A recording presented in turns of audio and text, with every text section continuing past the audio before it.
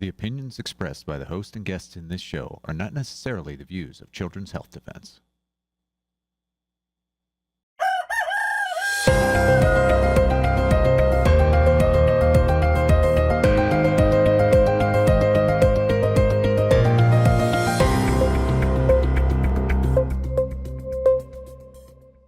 Well, good morning, Children's Health Defense Television, or better known as CHD.TV. It's me again, your host for Doctors and Scientists. I'm Dr. Brian Hooker. I love this next guest has a new book.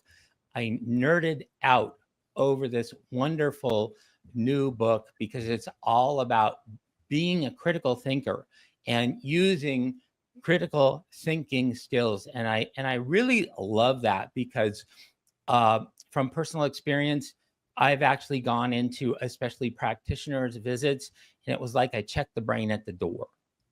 We cannot do that. We absolutely cannot do that. So I want to bring in our wonderful guest. I've known her forever, Dr. Shannon Kroner. Dr. Kroner, welcome to the show. Thank you so much for coming. Thank you so much for having me on. It's so great to see you. We see each other at conferences. We're ships in the night, and we get like 30 seconds, and it doesn't work. It's not good enough. Your experience is so absolutely fantastic. You wrote the best-selling children's book and Mom's Choice Award winner, I'm Unvaccinated, and That's Okay. And now Let's Be Critical Thinkers, your newest book. You have a doctorate in clinical psychology from the Chicago School of Professional Psychology, a master's in special ed, bachelor's in English. And, you've been doing this for a long time. You've been working with special ed families since 2001. And get this, dissertation for your doctorate in clinical psychology is entitled Childhood Vaccines: The Development of an Educational Manual. Like, where have you been all my life? So absolutely amazing. So let's talk about what is going on, what you're doing now, and what you've put together in this new book, Let's Be Critical Thinkers. Wow, that was a great intro. I loved it. Yeah, I've been doing this for a really long time. I've been working with kids with special needs since 2001, and a majority of those children were vaccine injured, and a lot of them had, autism, and that really kind of just influenced a lot of the work that I've done. And so I've written 2 children's books. I've got them right here next to me. I'm Unvaccinated, and That's Okay. And then my newest one that just came out, Let's Be Critical Thinkers. And really, this new book, I'm really excited about it because it helps educate children on what critical thinking is, the importance of critical thinking, how to spot propaganda, what informed consent is, and really how to do your own research. And so the story follows a little girl named Darlene Data who wants to become an investigative journalist when she's older. And so she starts her investigative journey on all the different policies that were imposed on all of us throughout the pandemic. So she looks into, do masks actually work? And social distancing, did that work? The lockdowns, what was the impact of the lockdowns? And then also mandated vaccines. And she also, explores the mandates that were imposed on all of our first responders and our military, and really kind of just exposes the truth that was so well hidden from everybody. And then the book, it's got some really cute activities at the end of it. I'm not sure, the version that you got may not have had the activities at the end. I don't remember, but not yet. No, it was amazing, but yeah, I don't think I've seen those yet. So I've got, like, at the end, there's children's activities. So there's a maze on how to avoid the propaganda, and some coloring pages, and And also I've got like a mind map for children that they can use. They can apply it to any research that they do. Yeah. So really, whatever they want to research, whether it's pandemic related or some other something, they can use it for school, and it's really kind of helps helps a child have clear thinking on what it is that they want to discover and how to go Mhm. about looking at the research and what the end result is, and what if there's a bias and Mhm. why are there biases. So it's a great tool. And so that's really what this book is about. I'm really excited about it, and it is available now for pre-order on Amazon and Barnes and Noble. It's available for pre-order. So when's the actual release date? The release date is in September, so right as Okay. kids go back to school. Oh, that's Um, great. so it's good timing there. But I really want to encourage people to pre-order it because, as you know, being a book author yourself, the Right. pre-ordering is so crucial because then that sets up how many books will be printed for different, whether it's for Barnes and Noble or for Amazon. And so the pre-ordering it's really such a crucial time to buy a book. Absolutely. Yeah, it's so essential. It helps, it does help with the book rankings. These books need to be bestsellers because we need to get them in the hands of the families that live through COVID, children that, are coming up that maybe don't necessarily remember the pandemic. They need these skills early. And so Absolutely. I loved, I felt like this was such a user friendly way to, give children a grid so they could navigate the world that we live in right now. I mean, it's just absolutely, absolutely incredible. And I think that was really your intent and your impetus in writing the book. Yeah, definitely. And especially now we're seeing, there's this new COVID strain that's all over the media, and Moderna has just put out a new vaccine. They're fast tracking this mRNA vaccines, and Yeah. we don't know what the future holds, but it's headed into a direction where kids really need to know how to do their own research and have critical thinking skills that it's unfortunate in today's education kids are really kind of told what to think, or Hmm. just rote memories that, remember this, remember this fact and that fact, and they're not really encouraged to think on their own.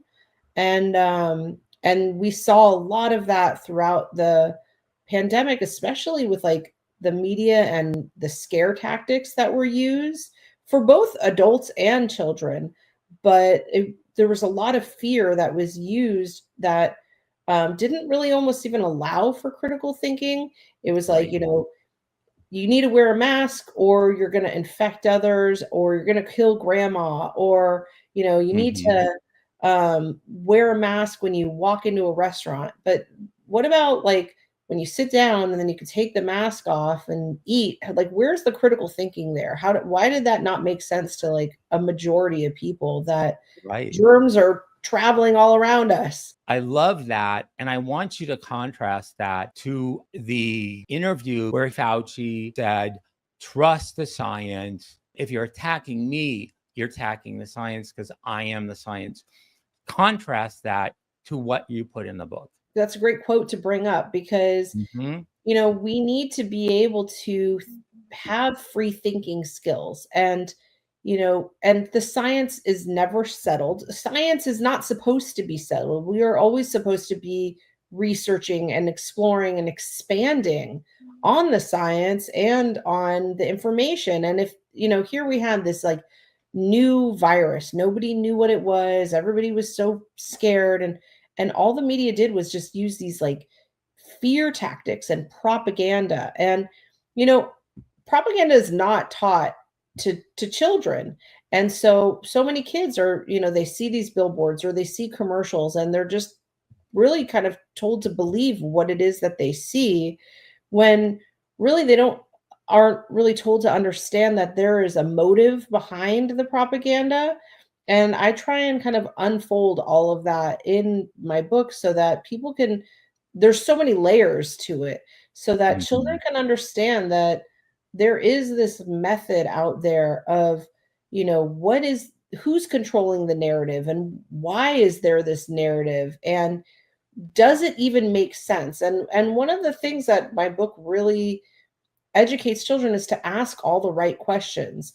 Who's behind it, what's behind it, and what's the reality. And the book even goes into censorship, because as you and I both know, I'm sure you were so censored throughout the pandemic, as I was. I mean, I've lost during the pandemic, I lost my Instagram account, Oh my goodness.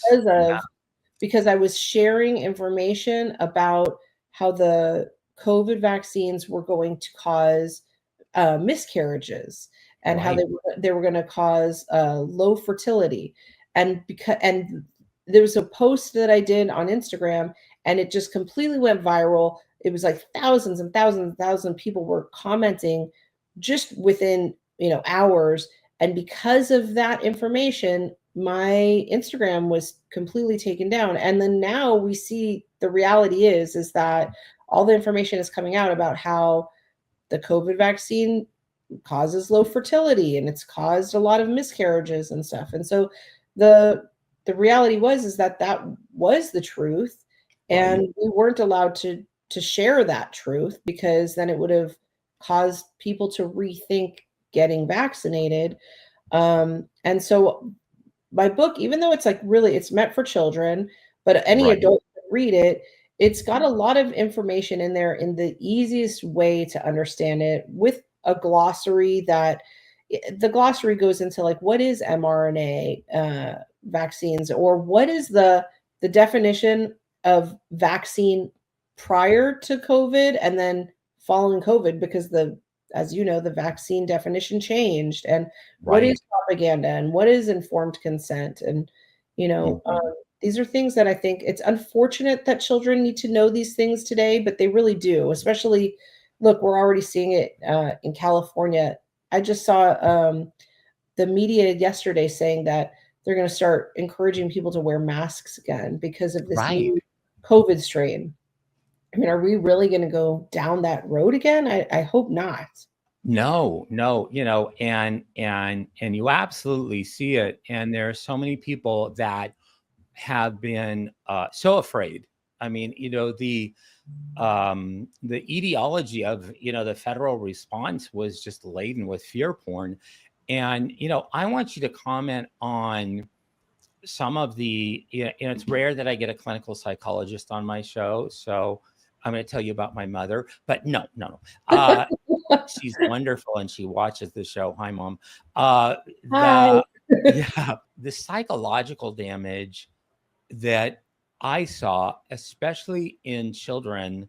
I was more, I was still teaching at university level, but some of the, recent, high school graduates that graduated during COVID that came to the university, they were like the walking dead, Shannon. They were absolutely like everything had been beaten out of them. Talk about that damage, because I think that knowledge is so important in terms of repair. Absolutely. So many children were really damaged by the fear, and it was traumatizing. So I think a lot of children actually have experienced trauma as a result of the pandemic, because well, let's take the children who were locked down from school. Not only were they locked down from school, but they missed the social skills, right? And then all of their education was put online, and they had to navigate, making sure their internet is up and running, and that they had the proper tools. They had a good computer that could connect. They had to, if they, maybe they couldn't pay attention as well because it was an online class and not in a classroom. And so their grades, then so many kids fell behind. And that alone is, what does that do to their self-esteem? So many kids fell behind in their schoolwork and their education. And so then that affected their self-esteem, which then causes more issues. Then there's the whole germophobia that came out of COVID. I mean, my gosh, these kids Absolutely. it's so sad and so scary what was imposed on our children about like the germs. You got to wash your hands for like people became like scrubbing their hands. Or there's still I see kids all the time still. I mean, Right. I'm in California, we see there's still people wearing masks, and I Right. think to myself, like, what is it that they're really scared of? And for a while it was like, to me, I would like look at these people who are still wearing masks and kind of roll my eyes. But at this point, I like see people still wearing masks, and I feel really bad for them that they live in Right. this state. It's like a constant state of fear of just breathing fresh air. Right. And yeah, I mean, it's really unfortunate that our children, I've got 2 young children, and it's so unfortunate that they had to go through this. Mhm. And, thankfully, I really kind of tried to normalize. I tried to keep everything normal during the pandemic, just because that's, who I am. And I was able to see through a lot of the lies. And Right. so we still lived our lives and did our own thing, and, went outside and had play dates with friends and stuff like that. I kept it really normal. We did a lot of traveling. And so Right. we were not scared. But the majority of people were really kind of locked down and told to be afraid. And that's going to traumatize them. I feel like, unfortunately, some of those kids that went through the pandemic with the most amount of fear are going to have relationship issues when they're older. They're going to be scared to be, close with someone because of this fear of germs.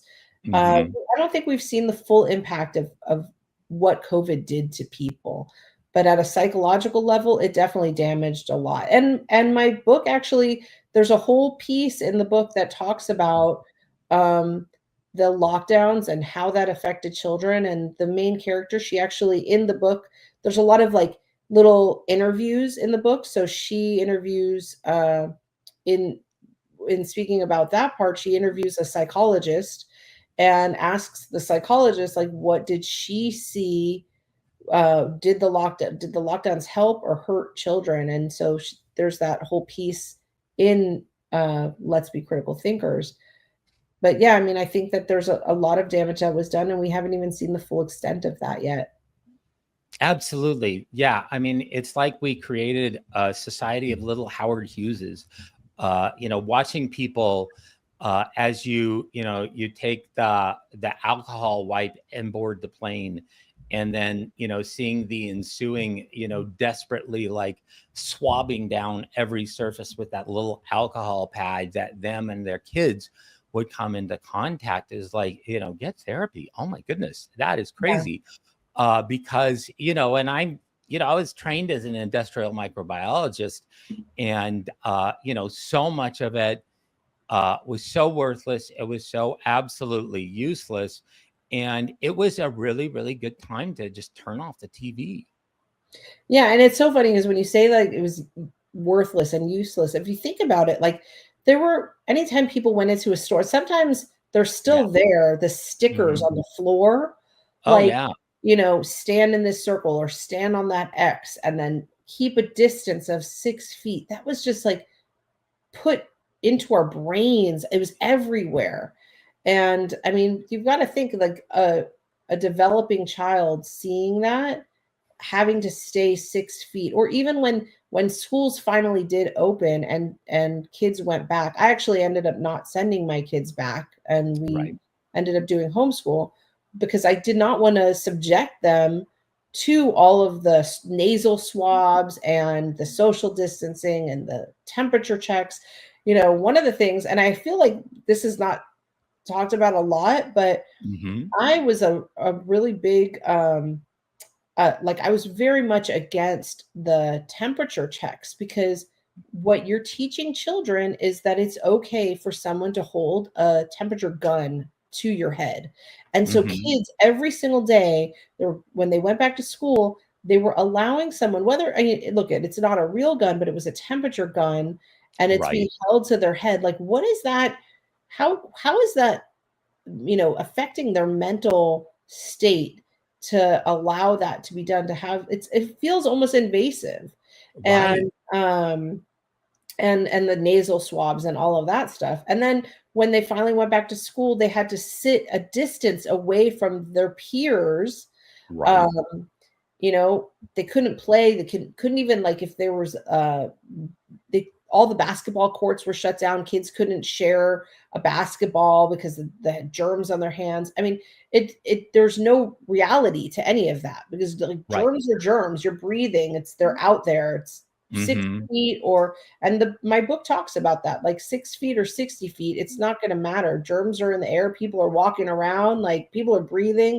You can't Mhm. avoid germs. This is not like in the Right. Matrix. Like, it makes me think about, like, the Matrix, when you're, like, he's dodging bullets. Like, you can't dodge germs. It just it doesn't work No. like that. No. I love it, and it was so disarming. I mean, one of the things that uh, children lost, and I think a lot of adults lost, was their sense of bodily autonomy. Absolutely. All of a sudden, your vaccination status was known. If you Exactly. participated in anything, I was at a university where I had to get a nasal swab. And I was like, that's a HIPAA violation, because the vaccinated don't have to get a nasal swab. And so you better believe I'm not going to do it. I don't want people to know. The first day that I showed up, it was one of my former nursing students. And it was like, it's none of her business. That we lost so much of that. And I love that, I felt like the tone of your book is really disarming. And, from a disarming tone, it has a sense of calm in it, which these kids need. Absolutely. Yeah, I mean, it's written for children, and so Hmm. it's lighthearted, and Yeah. I think that's really important. And there's some, like, little comedy sprinkled throughout it. And so I wanted to keep it's a heavy subject, but I wanted to keep it light. And it's the same, Mm. like, with my previous book, I'm Unvaccinated and That's Okay. It's like, that's a heavy topic, but Right. I want it to be lighter for children so that they can, one, enjoy it, but then also understand the information, because it's heavy information. And Hmm. you're absolutely right with the bodily autonomy. Like, it's we have allowed, because of COVID, we have allowed our bodies to be violated in such a way, whether it's nasal swabs or the whole, like, vaccine campaign, or even just, like, again, I'm in California, I'm in Los Angeles, and we really couldn't go anywhere. We could not go Right. anywhere without having to show a card. Here's a crazy story. Well, I wanted to Hmm. get the kids out of the house. And so, we live near Ventura, which is it was a little bit, or it was more relaxed than Los Right. Angeles County. And so we decided we're going to go over to Ventura and just, like, have a picnic in the park, where, we're not around anybody, and we just pick up some food and hang out in the sun. And we actually put down our blanket. We're about to just enjoy a picnic in the park, and the police rolled up and told us we had to leave. Oh And, my. like, and that was in Ventura County. And so, I mean, you think about, like, that, and my kids were much younger then, but to see Right. that now I'm having a conversation with the police because we're outside at a park. I Hmm. mean, how absurd is that? It's just, there was a lot of absurdity that went on. And, right now, it's kind of concerning to me that we're now seeing it. I feel like it's kind of trickling back with Right. this new strain that they're talking about in the media. And California is now suggesting that it could become worse, and to, put on a mask and stuff. Like, are we really going to go through that again? I really hope not. we've got a little time remaining. I want to talk about your first book, I'm Unvaccinated, and That's Okay. It's such a good book, and it gives a perspective and a different light that you would that you would see, in the mainstream media, any type of media, social media, comedy, whatever. I'm so glad that you addressed that. It was the complete opposite message in the media. Yeah, it really was. And I'm really lucky to have found like the illustrator that I did, who he illustrated both of these books beautifully. And I'm Unvaccinated and That's Okay has actually won a couple awards, one of them being a Mom Right. Choice Award, which was really a big deal for me. It has the endorsement from Robert F. Kennedy Jr. and Del Bigtree, and I a lot of people have endorsed both of these books. President Trump, he held it up at a private event that he had. He actually, when he held it up, and I was like, "That's my children's book. I'm Unvaccinated, and That's Okay." And he said, "I'm okay with that. That's good." And Yeah. so there was that, and then with my new book, Let's Be Critical Thinkers, it's really got some also really great endorsements. Roseanne Barr and General Flynn, Marla Maples, Dr. Peter McCullough, yourself, you've endorsed it, so I really appreciate that. An And honor. Thank you so much. some of our shared friends, Dr. James Lyons Weiler, and Right. Dr. Joe Latipo. But yeah, I mean, with I'm Unvaccinated, That's Okay. It was something that I had to write because it's the story of so many children. Right. This one particular story that I wrote it's about a parent. It's about parents who followed their doctor's suggestion hmm and the CDC schedule. And unfortunately, their first child was vaccine injured. And so when they had a second child, they decided not to vaccinate him. And so the story is told by the unvaccinated child who says, I'm unvaccinated and that's okay. And this is why my parents chose not to vaccinate me, is because my older sibling is vaccine injured. And he talks about how everybody is, different shapes and different sizes, and yet the vaccine schedules is the same across the board, and how there is no liability for vaccine manufacturers, so that if someone gets injured, parents can't do anything. Right.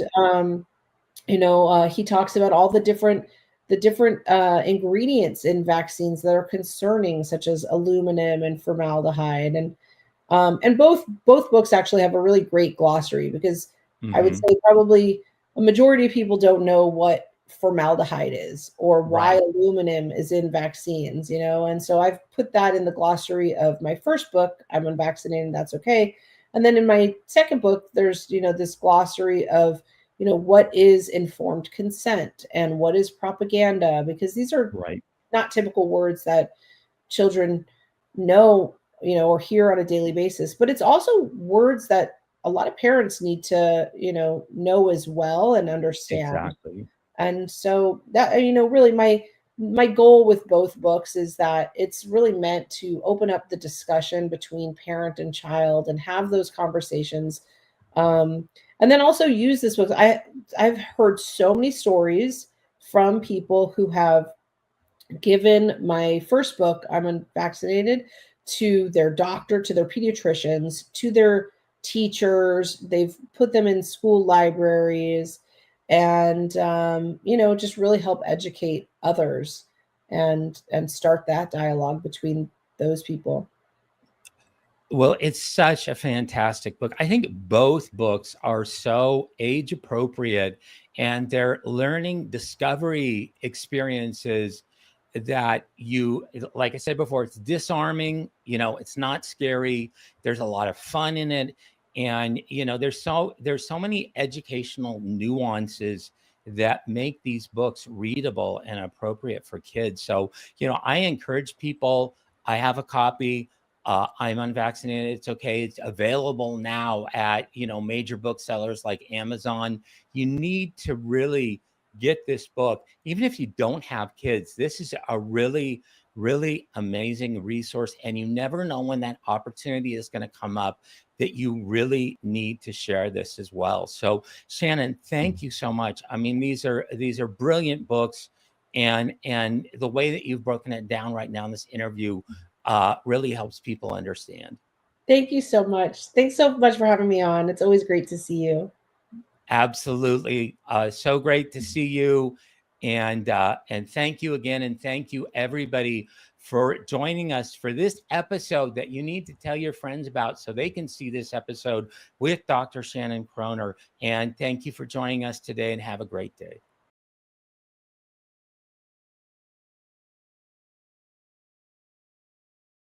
We're live.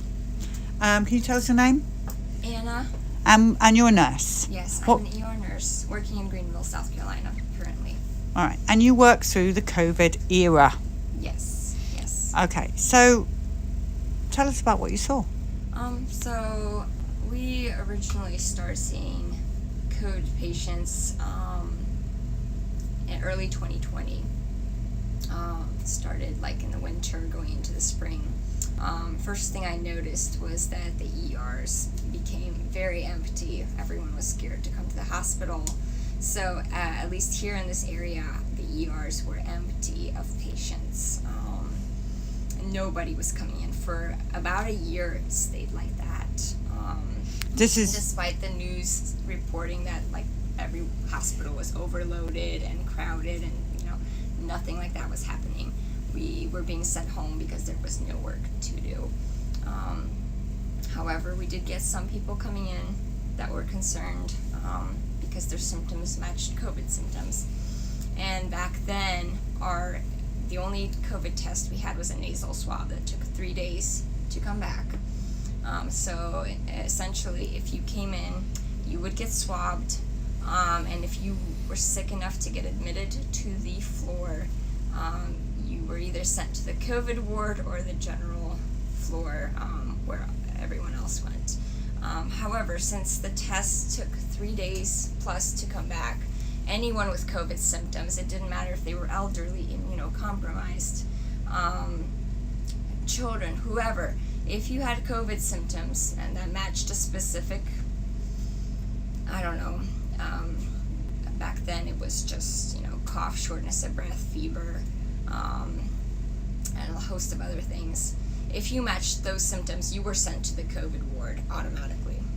And if your test came back negative later, then it was too bad. You already got exposed to all the COVID patients on the COVID floor. So I feel like a lot of elderly, immunocompromised people got exposed to COVID unnecessarily during that time and died in the hospital when they never even had COVID to begin with. And that's how a lot of it was spread, was through the hospital system. When the rapid tests became available, they were still not using them on everybody, but we slowly integrated to where now everybody gets a rapid test. So in 30 minutes, we know if you for sure have COVID or not. But back then, it was just a matter of if the doctor believed you had COVID, you got sent to the COVID floor. Did you have it marked down as COVID on your records? Yeah. Whether the test came back or not? It was a guess. Yeah, at least for us in the ER, yeah. We were just guessing. A lot of patients that did come back COVID positive didn't even have respiratory symptoms. They had abdominal pain, they had diarrhea, they had other symptoms that didn't match respiratory symptoms at all. So the virus itself was all over the place in terms of the symptoms, but we were told to look for a specific set of symptoms. And if the person had it and they were sick, they went to the COVID floor. Did you, as a nurse in ER, and an experienced nurse, did you trust the COVID rapid test? Do you believe that it was accurate every time? No. And, a lot of people would take home tests and then come in and get the rapid test, and we'd get differing results. So personally, I didn't trust the test at all.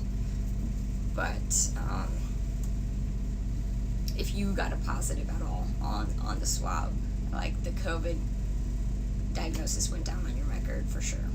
And even if you didn't, it sounds like you already sent to the COVID ward, so you are now initially, COVID. Yes, if you had the symptoms, yes, you were basically labeled as a COVID patient. So what was the kind of memo going on? Because you weren't on the treatment side, right? You were I in was not. We did stabilize those that were severely sick and needed to be intubated or, given respiratory support, and then we would just send them off to the floor. But there was talk among all the nurses that those that did go on vents just never came off of them alive. And that was just the general consensus among everybody, that you don't put your loved ones on a vent if you can help it. So a lot of these people you're sitting in here died from the hospital protocol. You can see them around this bus. So they're reporting that when they got to the emergency room, one of the first questions they were asked is if they hadn't taken any COVID shots. Yes. And when they said no, they were treated not very kindly. Did you experience any of that from the ER? I can't say that I did. I mean, personally, I am one of the nurses that greets patients when they first come in the door, and I am completely unbiased when it comes to that. But a lot of my coworkers actually refused the vaccines because we saw initially what happened to the first group of people that took them. What did you say? We almost immediately saw an increase, tremendous increase in the level, a number of stroke patients. We saw the number of patients with blood clots in their body, in their lungs, in their legs. People having unexplained heart palpitations, numbness, paralysis, just unimaginable numbers. We were in the spring of 2021 the busiest we've ever been as an ER. It was complete chaos, and that's being said, COVID had been going on for a year then. It was not COVID that was making people sick. We had gone a year with COVID and a ER that remained completely empty until the vaccines started coming out, and then all of a sudden everybody was sick. Everybody. The amount of stroke patients we saw was unreal, and it was people from like their 20s to elderly patients. We saw devastating neurological deficits in young people that would probably never recover. I talked personally to a girl that half her body was paralyzed, and she admitted it became an onset after her vaccine, and she was still considering whether or not to get the booster shot, and because she wasn't certain that the vaccine had caused that. But I was like, what else could it be? You're so young, and this came on so unexplained and so quickly. We had so many patients like that. But anyway, the nurses, when it came time for the vaccine mandates to go into play, were adamantly against being vaccinated because of our witness to what was going on with the general population. And we actually fought against it, and we were able to lift those mandates in our hospital systems here in Greenville. Nobody was forced to get the vaccine as long as you signed a religious waiver, and we were able to do that. So, do you think now that we're the end of 2023, do you think that people are just not, the whole world is waking up? Because we were hearing only 2% and we heard 7% took the booster. Or are you seeing as much injury still coming in from these shots? I think people are starting. There's a good percent of the population that is still getting the boosters, and we are still seeing an incredible amount of people with heart problems. Young heart people, problems especially. Yes, young people, everyone in between. So I cannot speak to what could be causing that for sure. But this is just the trend we've noticed, that in the past 3 years, these problems have become exponentially worse in the general population. well, they started vaccinating, or it's not really vaccines. They started giving the COVID shots to 6-month and above. Are you seeing any babies coming in? We don't typically see babies. There is a children's hospital in this area. If the babies do come in, they are typically very sick and shipped off right away to the children's hospital. I haven't personally witnessed any babies with heart problems, but I have seen teenagers admitted with heart issues that were unexplained. Mostly we were seeing enlarged hearts, hearts that are beating too fast, lungs that have blood clots in them that are unexplained, and of course strokes. We're still seeing a lot of those. Did you see anyone die from these complications in the ER? We saw deaths. It's hard to prove that they were traced back to complications related to anything to COVID or the vaccine. We also saw a lot of babies that were miscarried. I would count those as deaths as well. A lot of women lost their children during this time period. Our miscarriage rates have gone up tremendously to where every day we're seeing multiple women miscarrying their children. And that's just, it was not unusual in the ER before, but now it's becoming just typical everyday thing, unfortunately. Late miscarriages? Or just generally? General. We've had a few late ones, but a lot of ones, in early pregnancy especially. So it's hard to, again, prove that any of that ties together. This is just the trend I've noticed over the past 3 years. And that's the only thing that has changed in the ER world, is that people are getting the booster shots yearly now. And you're seeing them coming in from the booster shots into ER? Yes. Well, initially, we were seeing people come in right away after getting the shots, experiencing dizziness, nausea, panic attacks, just immediate symptoms. Like they would get the shot and they would go straight to the ER because they felt so unwell. Doctors would come in. That had taken the shot, doctors that had taken the shots? Mm-hmm. They would come in saying they didn't feel well at all. Do you think they understood it was from the shots? I mean, I was not allowed to speak to them about that, but Because it's off limits. right, we don't ask, if you believe this is caused by a vaccine. Nobody talks to the patients about that. Do you know why you're not allowed to do it? I think in the medical world, there's an expectation that we are to uphold what the CDC recommendations are and what the hospital policy is.